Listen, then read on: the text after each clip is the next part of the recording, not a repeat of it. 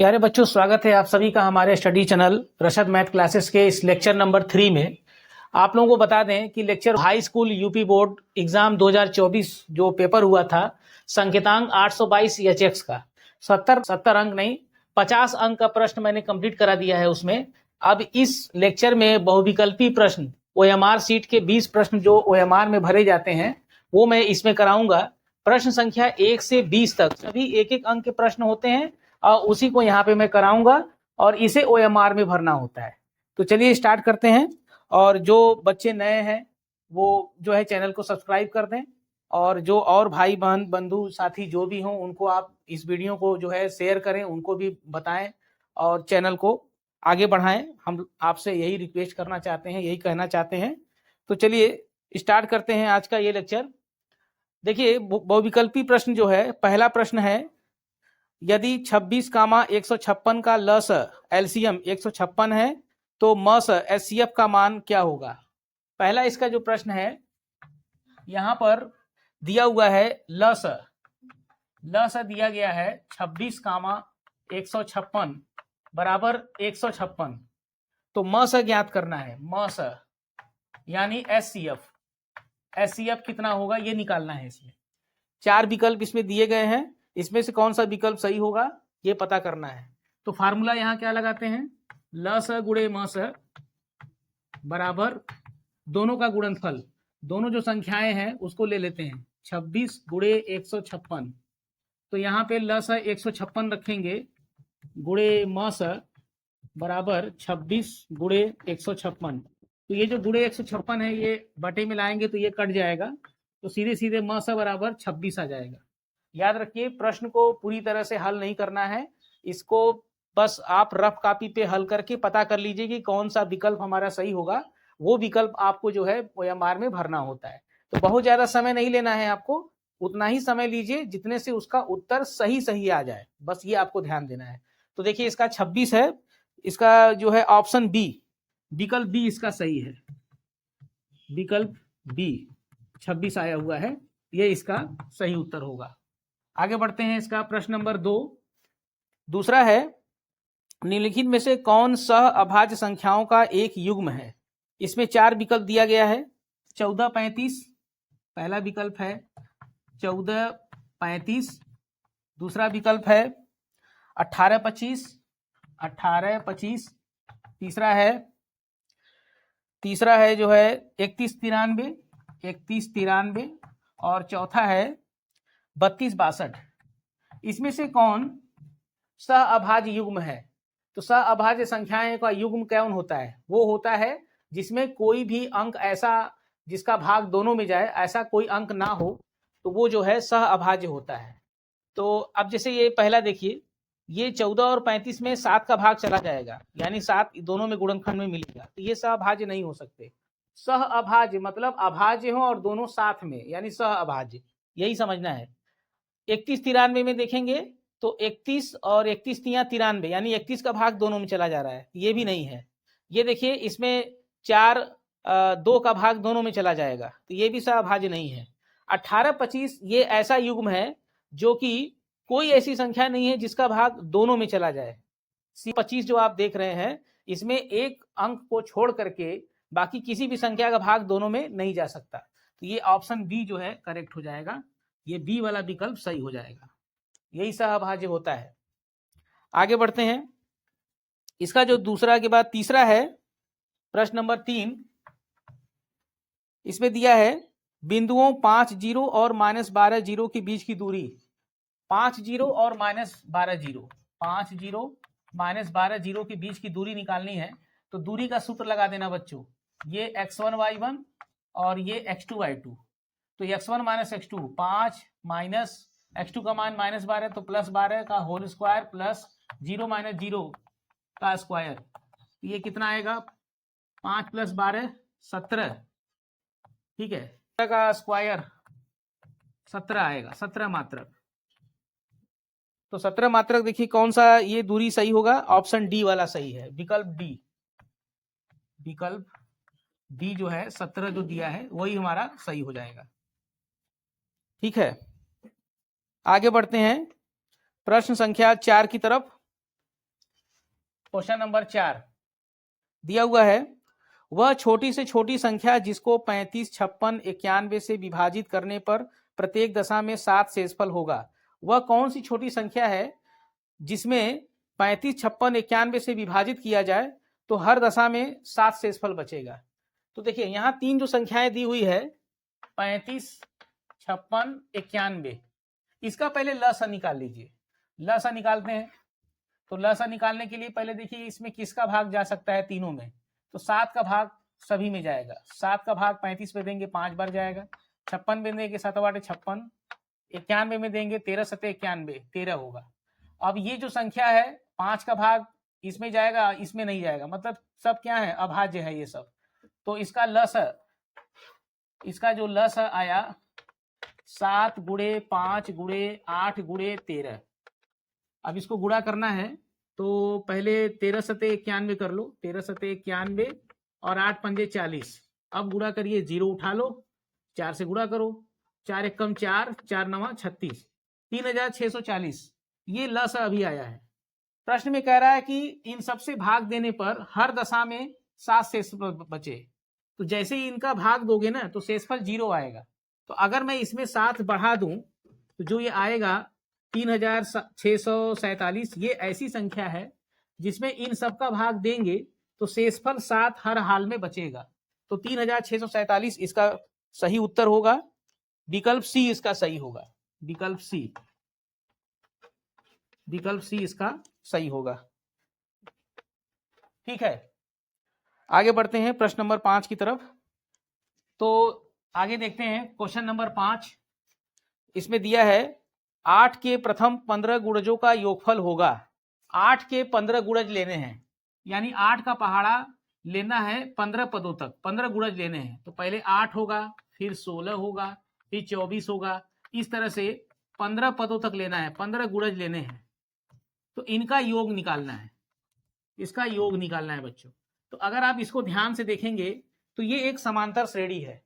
समांतर श्रेणी में 15 पद हैं ये, और प्रथम पद इसका देखिए a बराबर 8 है, और सार्वंतर d बराबर, इसको घटा दो, 16 में से 8 घटा दो तो 8 आएगा। सार्वंतर 8 है, प्रथम पद 8 है, और पदों की संख्या n बराबर 15 है। तो इस स्थिति में इसका जो है कि हम योगफल निकाल सकते हैं SN का फार्मूला लगा के। 15 पदों का योगफल का फार्मूला SN बराबर लेंगे, होता है फार्मूला n/2 ब्रैकेट में 2a plus n-1 into D, ये लगा देते हैं। n का मान 15 लेना है, 15/2 ब्रैकेट में 2 गुणे a का मान 8 रखेंगे, धन 15-1 इंटू डी का मान भी 8 रखिए, और इसको हल करिए।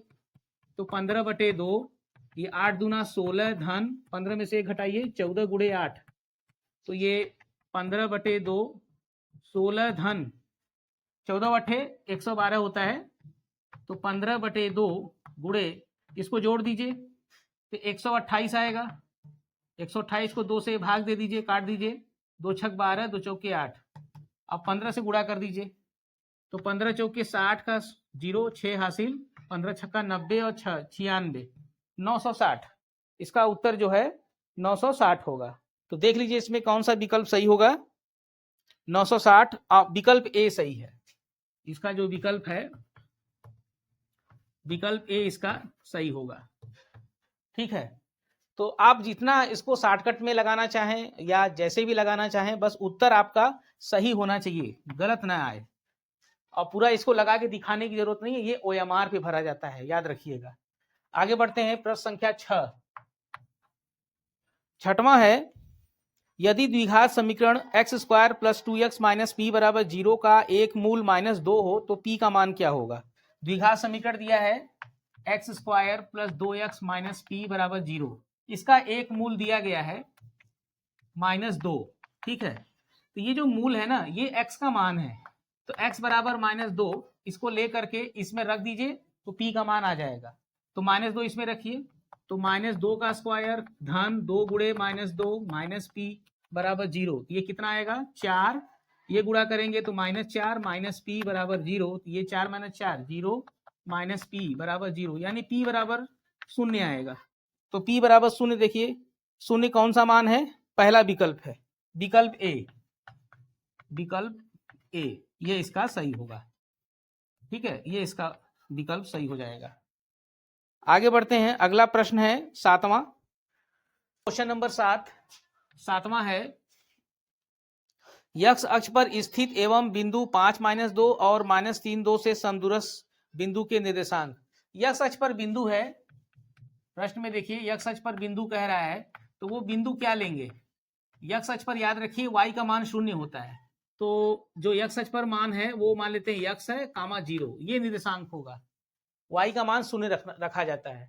अब इस बिंदु का दो बिंदु दिया है, 5-2 और -3-2, इससे इसकी दूरी समदूरस्थ है। तो जो ये बिंदु है इसको P मान लीजिए, इसको A, इसको B। तो P से A की दूरी, P से B की दूरी समान है, समदूरस्थ है, यानी PA बराबर PB लगा देंगे।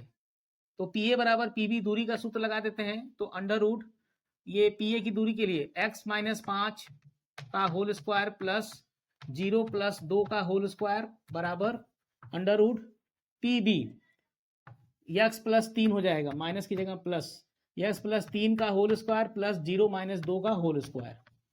ठीक है, दूरी का सूत्र लगा है, दूरी का फार्मूला जानते हैं, अंडर रूट x1 - x2 का whole square plus y1 - y2 का होल स्क्वायर, वही यहाँ पे प्रयोग किया गया है।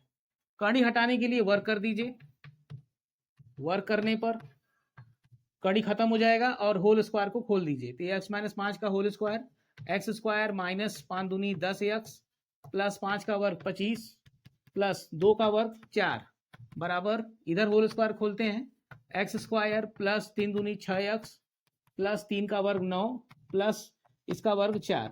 दोनों तरफ देखिए समान चिन्ह वाले कट जाएंगे, समान पद देखिए x² है, प्लस प्लस है, तो ये कैंसिल हो जाएगा, +4 भी कैंसिल हो जाएगा। अब जो बचा है उससे हम x का मान निकाल लेते हैं, तो -10 है, -10x, और ये इधर पक्षांतर कर दीजिए, तो -6x, इधर बचेगा 9 और 25 इधर ले आइए, -25, तो -10x -6 दोनों माइनस है, तो -16x बराबर, घटा दीजिए, तो -16 ये भी आएगा, माइनस माइनस से कैंसिल, तो x बराबर 16/16 काटेंगे 1, तो x का मान 1 आ रहा है। तो बिंदु क्या आया? बिंदु जो आपने P को माना है x, 0 और x का मान 1 आया है, तो 1 रख दीजिए यहाँ पे, 1, 0 हो जाएगा। ठीक, ये बिंदु का निर्देशांक जो आया है, देख लीजिए कौन सा विकल्प है, तो यहाँ पे डी वाला विकल्प सही है, विकल्प D, option D is correct, 1, 0 वाला जो दिया है वही सही है। ठीक है, आगे बढ़ते हैं, प्रश्न संख्या 8वां दिया है, समीकरण 2x² - 5x + 4 = 0 के मूलों की प्रकृति कैसी होगी? 4 विकल्प दिया हुआ है, इन चारों में से कौन सा सही होगा? समीकरण जो दिया है 2x² - 5x + 4 = 0, मूलों की प्रकृति निकालने का तरीका क्या है? सबसे पहले ये जो समीकरण दिया है इससे a b c गुणांक निकाल लेते हैं, तो इसकी तुलना ax² + bx + c = 0 से करते हैं, तो a बराबर 2 है, b बराबर -5 है, c बराबर 4 है। अब इसके बाद इसका विविधकर ज्ञात कर लेते हैं, द्विघात समीकरण का विविधकर d बराबर b² - 4ac, d बराबर b² - 4ac, किसी से हम लोग जो है इसका विविधकर निकाल सकते हैं। तो इसमें a b c का मान रखिए, तो b का मान यहाँ रखेंगे, तो -5 का स्क्वायर -4 × 2 × 4, तो ये वर्क करेंगे तो 25 माइनस ये गुणा करिए, 4 चौके 16 दूनी 32, तो ये घटाएंगे तो 32 में से घटाएंगे 25 तो ऋण 7 आएगा, तो डी का मान ऋणात्मक आ रहा है। तो आपको बता दें, किसी भी द्विघात समीकरण का अगर विविधकर ऋण में आए तो उस समीकरण का मूल वास्तविक नहीं होता है, उसका मूल काल्पनिक होता है। तो इस समीकरण का मूल कैसा है? काल्पनिक है, काल्पनिक यानी वास्तविक नहीं है, बल्कि क्या है? काल्पनिक है। तो देख लीजिए इसमें कौन सा विकल्प सही है, तो देखेंगे बच्चों, तो इसका जो है बी, विकल्प बी इसका सही है, विकल्प बी। ठीक, ये इसका सही उत्तर होगा। आगे बढ़ते हैं प्रश्न संख्या 9 की तरफ। प्रश्न संख्या 9 में देखेंगे, दो त्रिभुज एक दूसरे के समरूप होंगे, इसमें 4 विकल्प दिया गया है। कोई भी दो त्रिभुज अगर समरूप हैं तो कौन सा विकल्प सही होगा? पहला विकल्प दिया है यदि इनके संगत कोण बराबर हो, दूसरा यदि इनकी संगत भुजाएं समानुपाती हो, तीसरा दिया है ए और बी दोनों, और डी इनमें से कोई नहीं। तो जब दो त्रिभुज समरूप होते हैं तो उनके संगत भुजाएं समानुपाती होती हैं और उनके संगत कोण बराबर होते हैं, दोनों होती है। तो यहाँ पे विकल्प जो सी है ए और बी दोनों, यही सही हो जाएगा। जो सी वाला विकल्प है वो दिया है ए और बी दोनों, ए और बी दोनों। जो ए और बी दिया हुआ है संगत कोण बराबर और संगत भुजाएं समानुपाती, ये दोनों सही हो जाएगा। तो सी वाला विकल्प इसका सही हो जाएगा। आगे बढ़ते हैं। प्रश्न संख्या 10। प्रश्न संख्या 10 में चित्र दिया हुआ है, इसको लगाना पड़ेगा थोड़ा तब ये आएगा। तो बच्चों देखिए प्रश्न संख्या जो 10 है इसमें दिया हुआ है चित्र में त्रिभुज ओडीसी समरूप त्रिभुज ओबीए, त्रिभुज ओडीसी समरूप है त्रिभुज ओबीए के, और दिया गया है यदि कोण बीओसी बराबर 125 अंश और कोण ओडीसी बराबर 70 अंश, तो कोण ओएबी ज्ञात करना है। ओएबी का मान क्या होगा? इसका चित्र भी बना लेते हैं। चित्र में क्या है, दो रेखा दिया है और इनके बीच में ये इस तरह से बनाया गया है ए बी सी डी, और ये बीच में बिंदु ओ पर ये दोनों रेखाएं काट रही है। तो देखिए कोण बीओसी, बीओसी ये वाला जो कोण है ये 125 दिया हुआ है। अब कोण ओडीसी, ओडीसी ये दिया हुआ है 70 अंश। तो कोण ओएबी, कोण ओएबी ये वाला ज्ञात करना है। तो कैसे ज्ञात करेंगे? देखिए भाई, सबसे पहले त्रिभुज डीओसी को देखेंगे तो इसकी जो ये वाली भुजा है डीओ वाली भुजा बढ़ाया गया है, तो ये बहिष कोण है इस त्रिभुज का। तो जो ये बहिष कोण होता है ये इन दोनों कोणों के योगफल के बराबर होता है। तो सबसे पहले त्रिभुज डीओसी में कोण ओडीसी धन कोण ओसीडी दोनों का योगफल 125 अंश होगा, इन दोनों का योगफल। ये किस नियम से है? बहिष कोण के नियम से होता है। तो यहां से ओडीसी का मान 70 दिया हुआ है, तो यहां 70 रख दो, धन कोण ओसीडी बराबर 125। तो कोण ओसीडी बराबर 125 ऋण 70 घट जाएगा इधर आके, तो कितना आएगा? ये आएगा 55 अंश। कोण ओसीडी का मान 55 आया, यानी ये वाला मान हमको मालूम हो गया है कि ये 55 होगा। अब ये जो दिया है कंडीशन समरूप वाला, इस नियम से आप देखिए कि ये कोण ओ के बराबर, इधर का कोण ओ इधर का कोण ओ के बराबर, कोण बी के बराबर, कोण डी जो है कोण बी के बराबर, और कोण सी कोण ए के बराबर, कोण सी कोण ए के बराबर। तो चूंकि समरूप है इसलिए जो है ये कोण इसके बराबर हो जाएगा। ओसीडी, कोण ओसीडी बराबर कोण ओएबी, कोण ओएबी। और ओसीडी कितना निकाले हैं? ओसीडी 55 निकाले हैं, तो ये 55 ओएबी भी हो जाएगा, कोण ओएबी 55। क्योंकि जब दो त्रिभुज समरूप होते हैं तो इनके संगत कोण क्या होते हैं? बराबर होते हैं। तो कोण ओ कोण ए के बराबर, कोण ओ के बराबर, कोण डी कोण बी के बराबर, और कोण सी कोण ए के बराबर। तो जो सी वाला कोण बन रहा है वो ए के बराबर हो जाएगा क्योंकि समरूप दिया है। तो इस तरह से कोण ओएबी का मान 55 अंश आया। तो इसका विकल्प देख लेते हैं कौन सा है भाई। पहला विकल्प, विकल्प ए जो है करेक्ट है। विकल्प ए जो है 55 अंश दिया है, यही इसका सही उत्तर हो जाएगा। आगे बढ़ते हैं। अगला प्रश्न संख्या 11 देखते हैं। 11 दिया है यदि साइन थीटा बराबर कॉस थीटा, जबकि 0 से 90 अंश तक थीटा है, 0 से 90 के बीच में थीटा है, तो थीटा का मान क्या होगा? साइन थीटा बराबर कॉस थीटा, यहां से थीटा का मान कितना डिग्री होगा?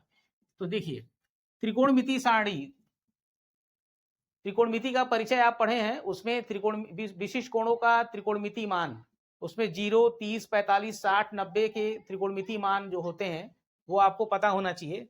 तो ऐसा कौन सा कोण है जिसके साइन और कॉस का मान एक बराबर होता है, तो वो कोण होता है 45 अंश।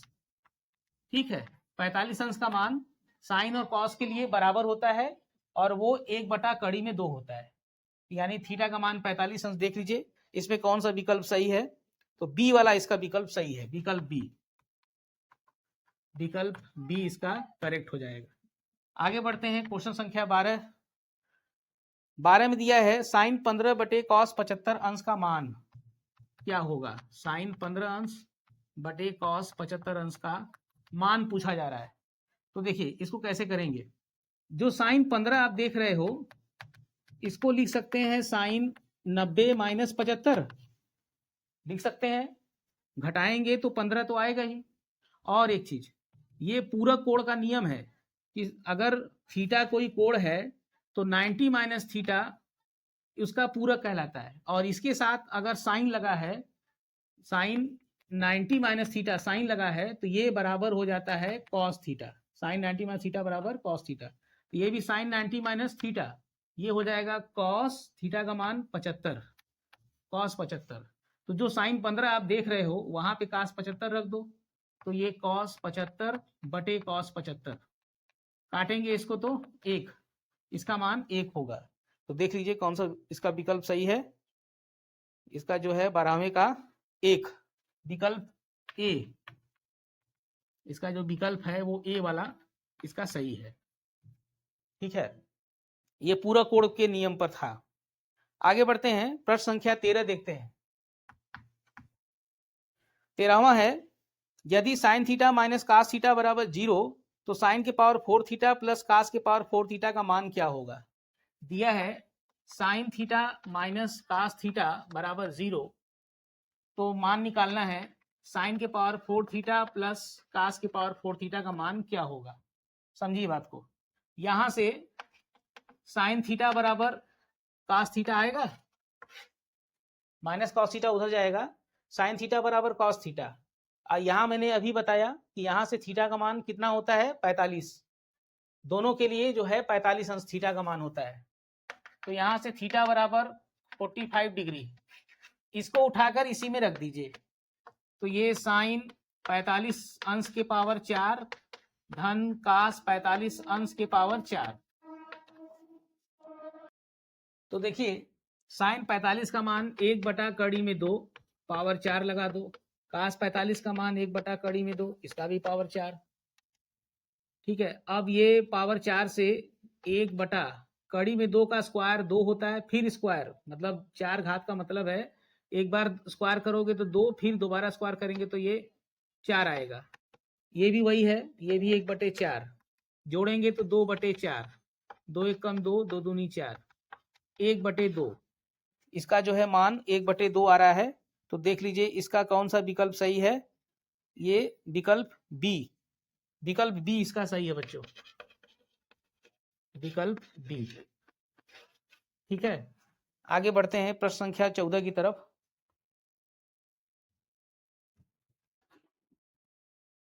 तो बच्चों देखिए क्वेश्चन नंबर 14 है, इसमें दिया है सेक ए प्लस tan ए, एक ब्रैकेट में सेक ए प्लस tan ए और दूसरे ब्रैकेट में 1 माइनस साइन ए, 1 माइनस साइन ए, इसका मान क्या होगा। 4 विकल्प दिया हुआ है इसमें, तो पहले इसको हल करते हैं। अब हल कैसे करेंगे, सेक ए को लिखेंगे 1/cos ए प्लस इसको लिखेंगे साइन ए बटे कास ए, होता है ये फार्मूला। फिर 1 माइनस साइन ए दूसरे ब्रैकेट में है, दोनों का हर बराबर है तो अंश जुड़ जाएगा, 1 प्लस साइन ए बटे कॉस ए गुणे 1 माइनस साइन ए।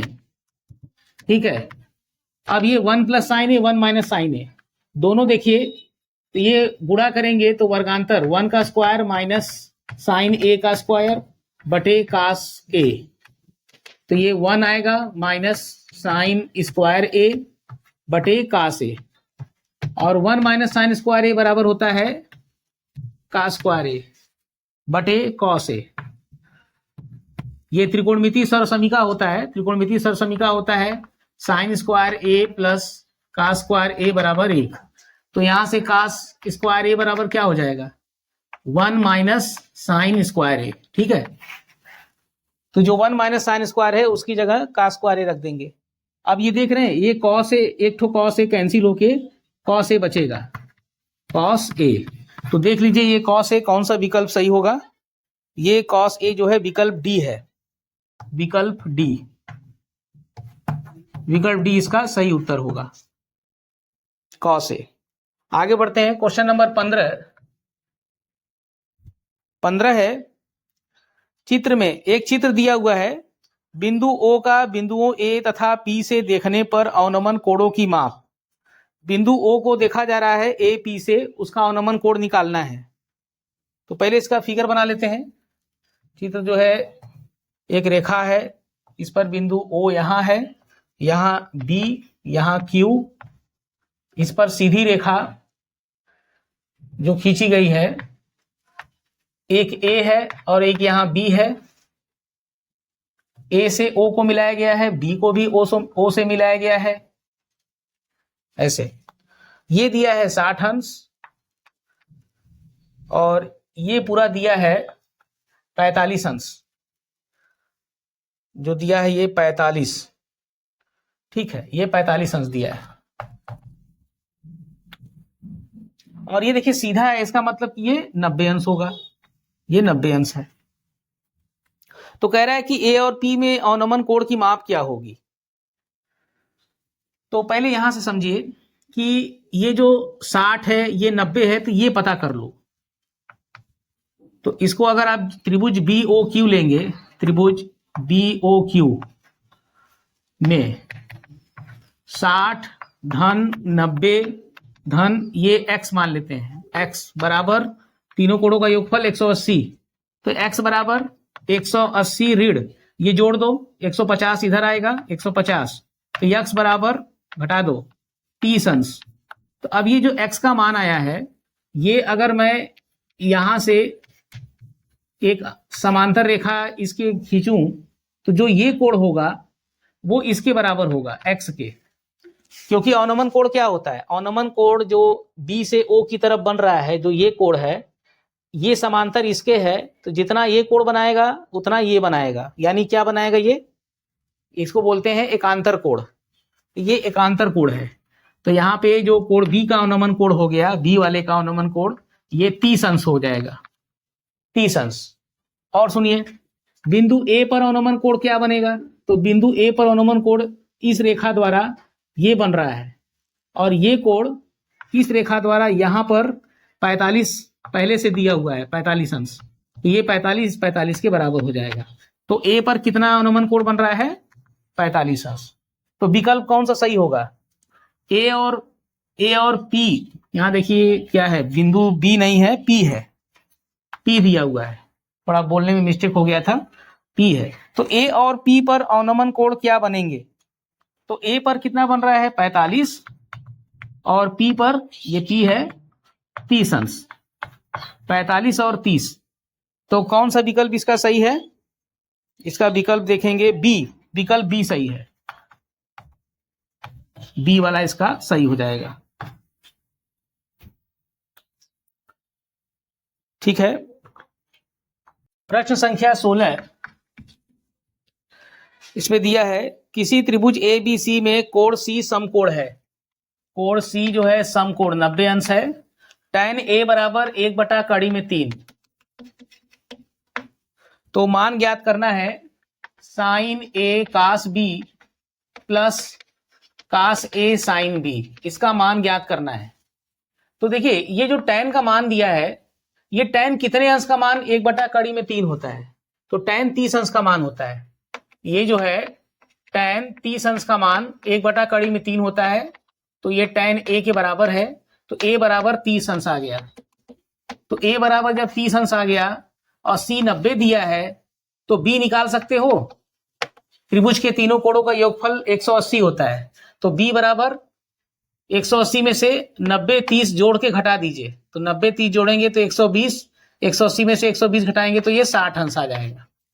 अब ये जो a और b के मान है उसको यहां रख दीजिए, तो ये क्या हो जाएगा, साइन 30 कास 60 प्लस कास 30 साइन 60, तो साइन 30 अंश का मान 1/2, कास 60 अंश का मान भी 1/2। अब ये मान याद होना चाहिए आप लोग को।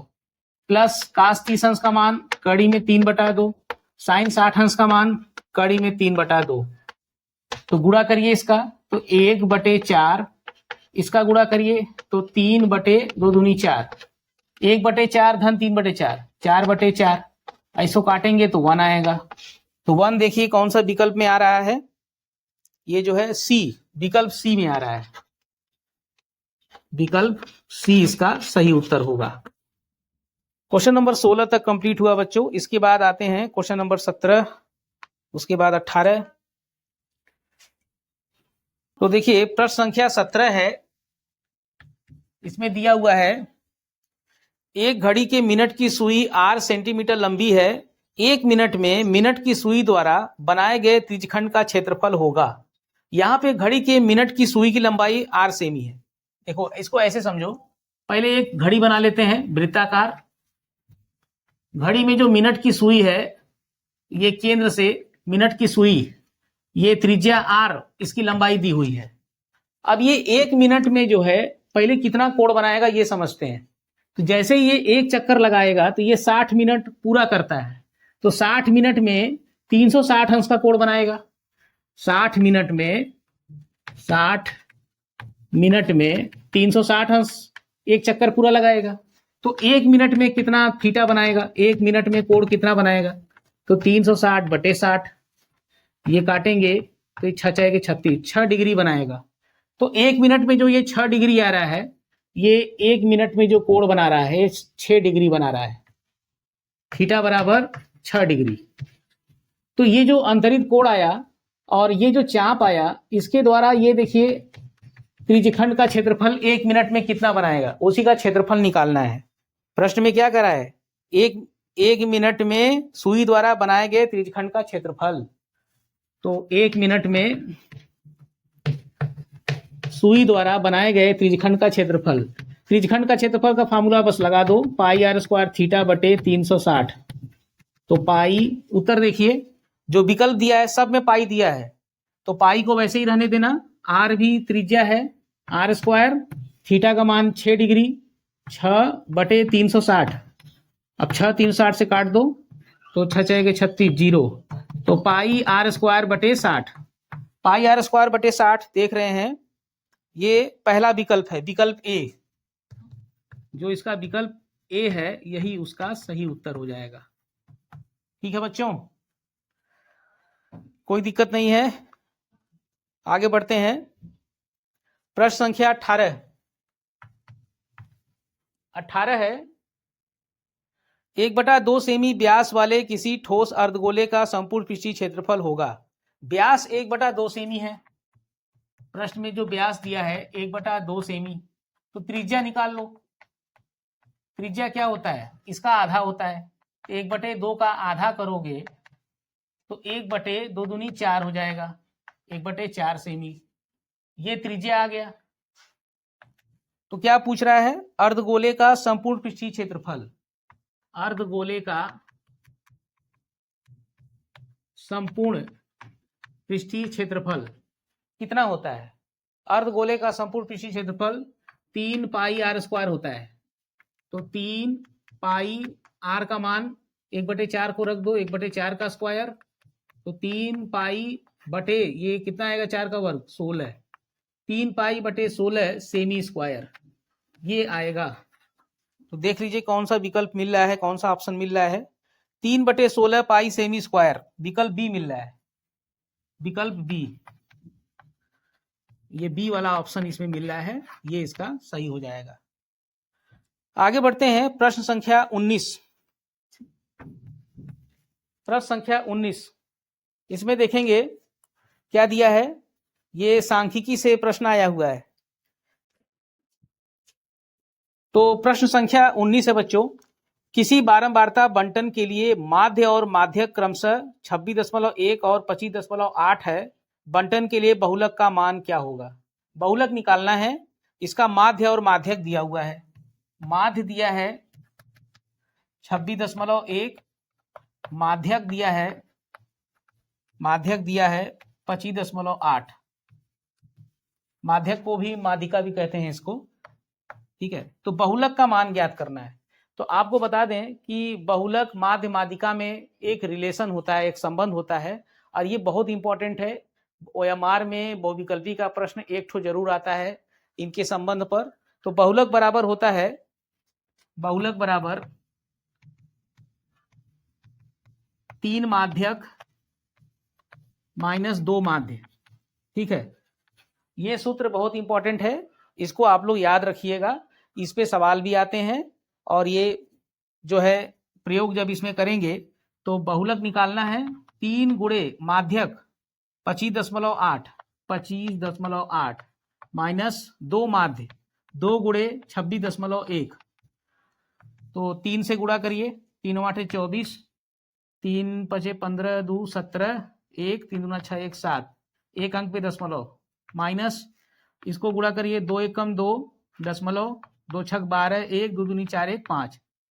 घटा देते हैं इसको, 4 में से 2 घटाएंगे 2, 7 में से 2 गया 5, 7 में से 5 गया 2, एक अंक पे दशमलव है दोनों में, तो एक अंक पे लगा दीजिए, 25.2 उत्तर आ रहा है।